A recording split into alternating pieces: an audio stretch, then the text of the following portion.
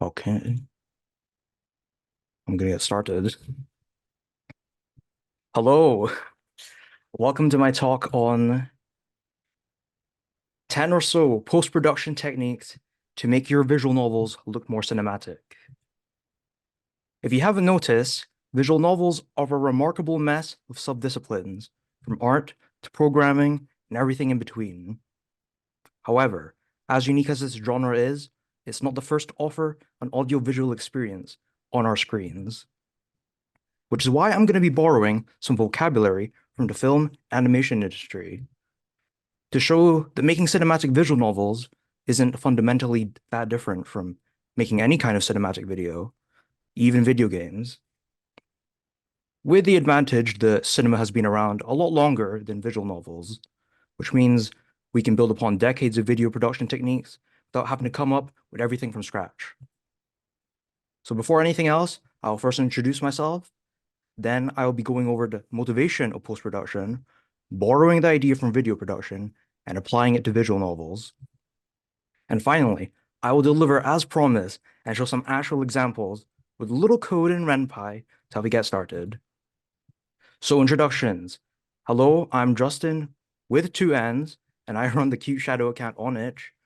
My very first visual novel was in 2020 for the Spooktober VN Jam, and the most recent visual novel I worked on was for the same jam of last year. Otherwise, I'm just a hobbyist with a very particular set of skills and interests that I thought I could share to potentially be helpful to some people. Before we get into some practical examples, I like to cover the motivation for this language. Post-production is the final step of video production that brings together all the raw footage that has been captured during filming, or in our case, bring all the raw assets into the final game. This is going to make a whole lot more sense if we talk about the other steps first in relation to visual novels. First up, pre-production, the planning stage. This is everything before any final assets are actually worked on. I think all of us will already know about this stage. Whether or not you practice it is a different story. Now we have straight up production. This is where all the team members get on that crunch. I mean, comfortably work through the planned workload we already figured out during pre-production, right, guys? Surely everything will go to plan and we won't need emergency art and nobody will mysteriously disappear halfway through production, right? And the one significant difference between visual novels and film are that there is no shooting process in VNs. More often than not, the only assets we're going to have available are things like background art and sprites. So we've just gone through some steps that you're all hopefully aware of, even if not in the context of video production. And now we land at the main topic. What are you all doing after the assets have been completed? Just shove the script into the game, slap on the sprites, maybe an expression change now and again? Do your visual novels happen to have this exact setup? Your story is fantastic, and your music and art are awe-inspiring. But when bringing them all together, it's that little post-production magic that can turn some nice individual assets into a more cinematic and engaging experience for the senses. A lot can be done in post-production, and we'll be going over just a small handful of techniques I've managed to pick up over the last couple of years. Now let me emphasize that visual novels are video game applications we play on computers, unlike film and animation, which is a pure video format. This is important because if you're wondering who's actually going to do all this, it's the programmer. You could have a video editor or animator on your team, but that'll be a raw asset made during production. Negligence of post-production is the reason why nice cinematics in visual novels are hard to come by, outside of game trailers or pre-rendered cutscenes. Your programmers may have the technical skills to do all this, but not necessarily the artistic vision of a director or the vocabulary of a video editor.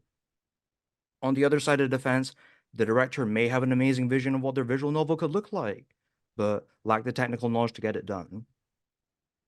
Post-production via programming is resource efficient, highly scalable, and fast to deploy. For example, Final Prize's Soup had a 44,000 word long script that I managed to do all the posts for in just 5 days. Okay, examples. I've split up these post-production techniques into three parts. We have part one, color correction, VFX, and finally, camera work. We're going to try to cover everything. So, color correction. To discuss this topic, I've moved us to yet another background created by Ren'Py games. Color correction can be really hard to balance when there are often many different backgrounds, set at different times, possibly drawn by different people. Sure, your art director could be on top of all that and synced up all the backgrounds and sprites from all the different artists. Even then, certain colors invoke particular emotions, so you might want a varied color palette anyway. And if you haven't noticed yet,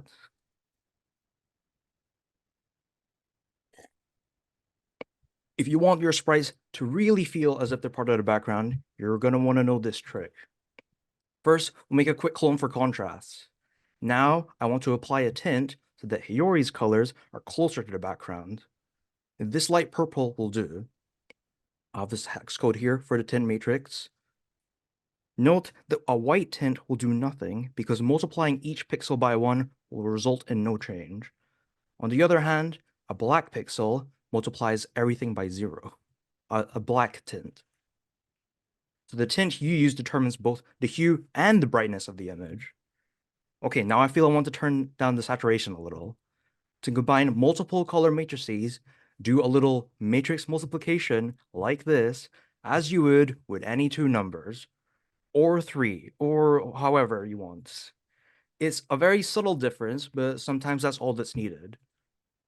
If I use 0 saturation, it'll become grayscale, which I don't want. If you want even more fun with colors, let me point you to the matrix color page on the Ren'Py docs.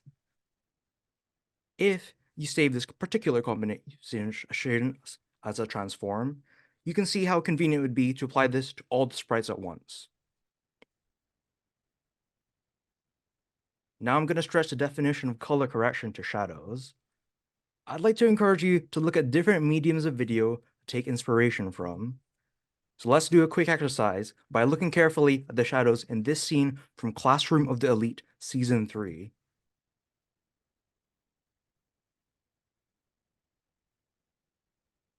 Now I will add this line to help guide your eye to the shadow mask.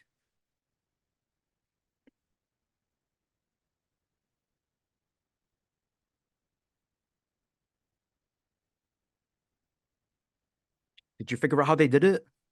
If you think a poor animator adjusted the shadows frame by frame, then please keep listening. It is so much easier to do this with a shadow mask.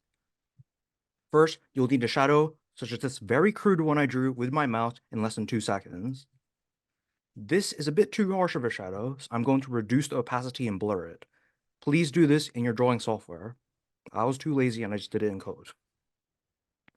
I only want the shadow to appear where the sprite is. So I'm going to use an alpha mask with the sprite as the mask itself. Just like so.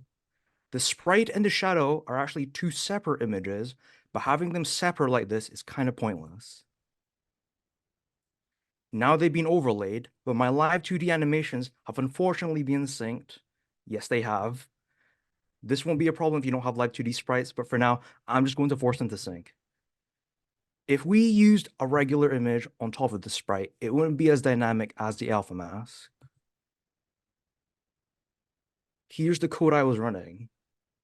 If you need to move the shadow, it's important to only move the mask and not the entire shadow itself. Otherwise, you won't get the cool effect. Please read more about alpha mask in the documentation. As I said earlier, the mask shadow and the sprite you're showing the player are actually two separate images. You need to line them up for it to make sense.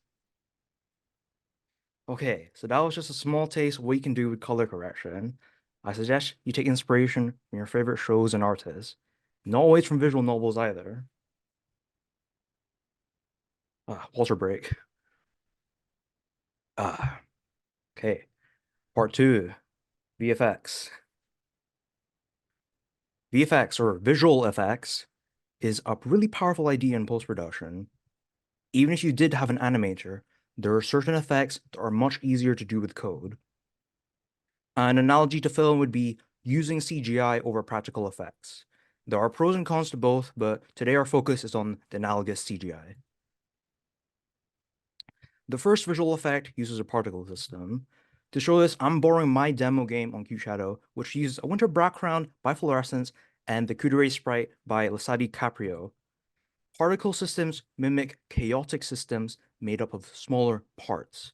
Might even say particles. A really basic example is using the pre-built Snow Blossom displayable. This is an example of Ren'Py's native particle system, which is somewhat confusingly referred to as sprites in the documentation. Here I use a tiny snow particle that's less than 1 kilobyte in size. Snow Blossom is a really simple rule that varies each particle's vertical speed and horizontal speed, which, when duplicated many times, creates a snow effect. Hence the name.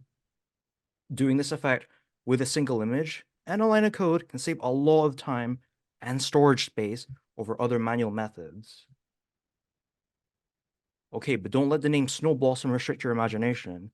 In the very beginning of the final prizes soup, I turned the Y speed negative to create these embers. Or you can slow down the particles drastically, create dust motes. For this particular CG from the final prizes soup, drawn by Koalo, I actually have 3 separate snow blossoms, each with a unique particle image running at different speeds and layered between the characters. This helps further enhance the sense of 3D space. That's foreshadowing. And of course, having something animated on the screen, even something subtle, is a great atmospheric experience. You can see how I worked with the attention of the original image instead of trying to overpower it with nonsense effects. While you could expect your players to suspend their disbelief that time hasn't actually frozen and use their imagination to imagine these dust motes are falling, spending some time writing a line or two of code save a little bit of mental gymnastics from the player, further immersing them into the world. One final note on particle systems. There's a decent chance you already know about Snow Blossom, but if delving deeper into the full Ren'Py particle system, aka Sprites, as it's called, doesn't click with you, it's fine. You can just make up your own system. Here, I created this frost breath effect. This might seem kind of complicated, but it's just these 5 images. These are my particles. They have some pretty wacky shapes, but when you overlay them, they combine into one nebulous cloud. I apply this transform to each particle. This frost breath demo is on my itch page, by the way. Think of some effects that can be described as being made up of smaller parts following some kind of rule. Bubbles, blood splatters, rain, wind, leaves, gas, smoke, water. Use your imagination. Or even better, consume media and take some inspiration. Okay, cool. We now have some nice background effects, but I'm starting to feel like these sprites are a bit static. Okay, let's say you don't have gacha game levels of budget like Reverse 1999, where you can just rig all your sprites. But we can't just settle on letting our scenes look like this. To showcase sprite animation, here is one of the monster sprites drawn by Pauline from the Final Prizes soup. If you play that game, you'll notice this monster is uncannily still right now. Our really simple technique you can apply in post is our breathing animations. Just by using Y zoom, you can make your sprites come to life. If you want to go even further, combine it with X zoom and follow the squash and stretch animation principle. You can play around with these zoom values for this cool bounce effect. Or how about an entire snake? You can even rotate certain layers of your sprites to do this.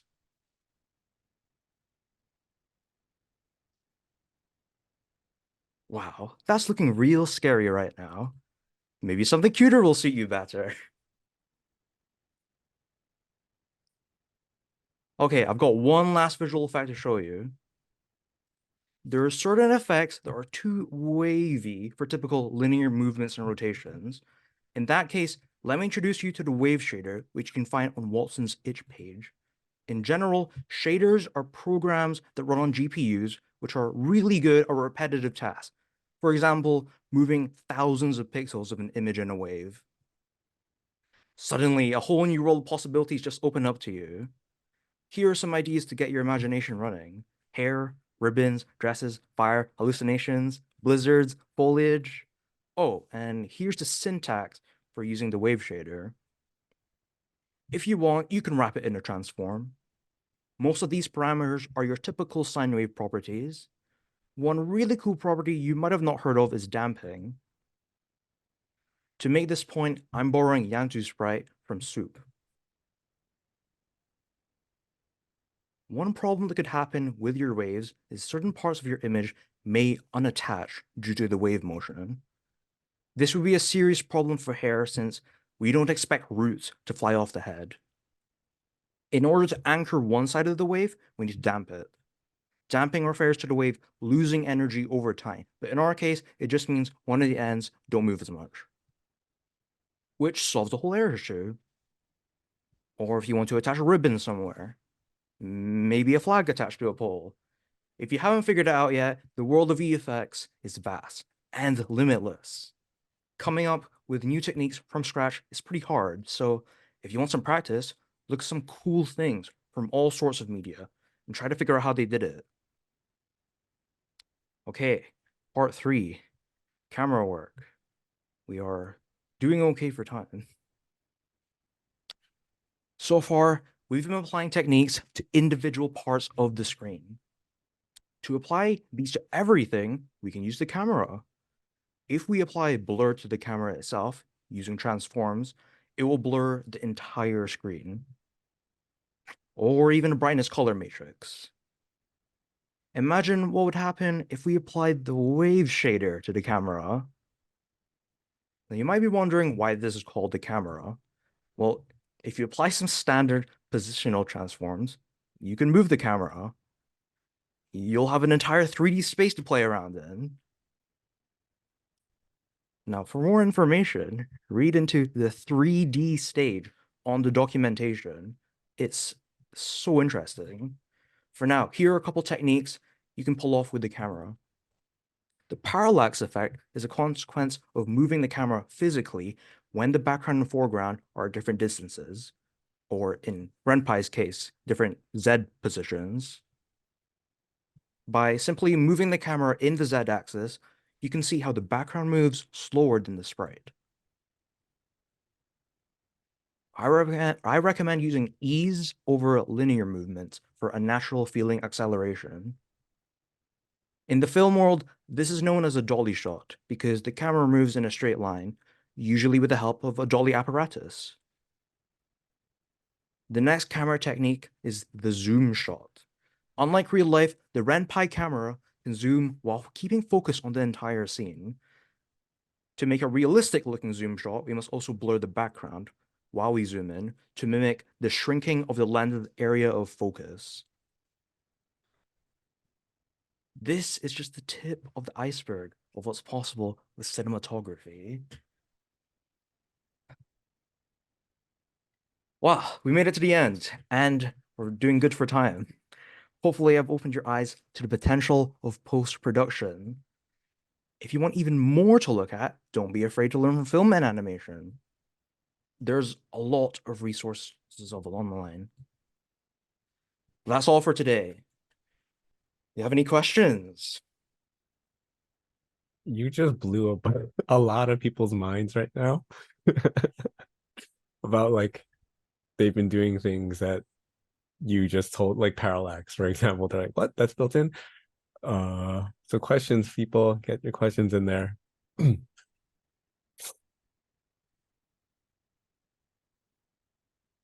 Let's see here.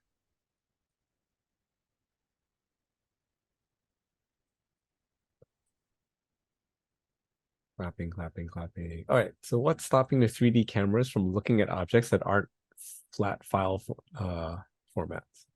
Wait, there are not flat? Is it the flat? Is it the file format that's causing things to look that way? Um, Not quite understanding what the Alright, question is okay. asking. Yeah. Oh, can you rephrase that question so I can ask it better? Um, Ren'Py is thinking about implementing something. Uh,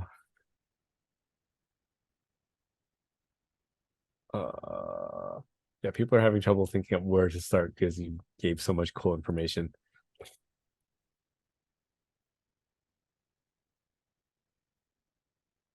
You meant it only sees the sprites. Uh, hmm? Sees the sprites in what?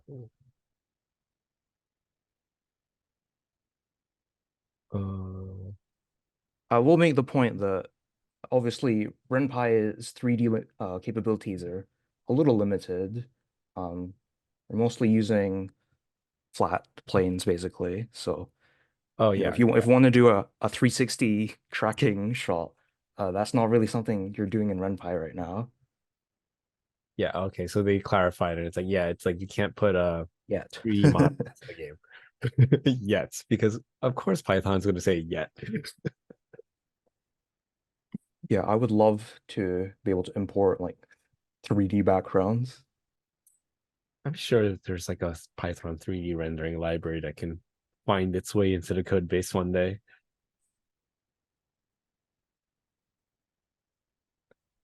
Any other questions, guys?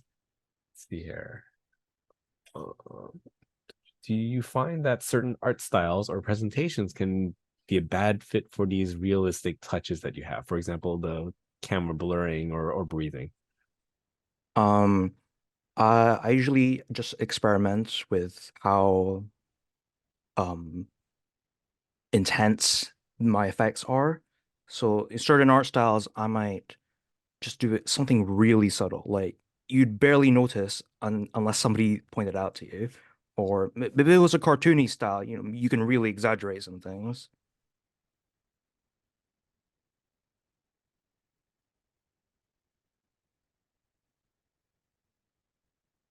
Okay. All right. If there are no other questions, guys, because your brains are all fried from, oh, here's one. Did you storyboard some of these scenes out for animation camera work? They want to know how you approach designing this. Well, for the final prize is soup. Um, I just this might not be helpful to you, but I just used my imagination and just made it work on screen. This kind of reminds me of how like someone in Shaft was discussing how they did the anime openings for certain things, and the guy was just like, "Yeah, I thought having some change here would look cool, so I put them in, and they looked cool, so we kept it in." And just kind of did it by vibes. Um, all right. Who is next? Hold on, let me look at the schedule. And oh, it looks like Nai's talk is next. So Nai, thank you so much for your talk, Justinn. And then you can get set up.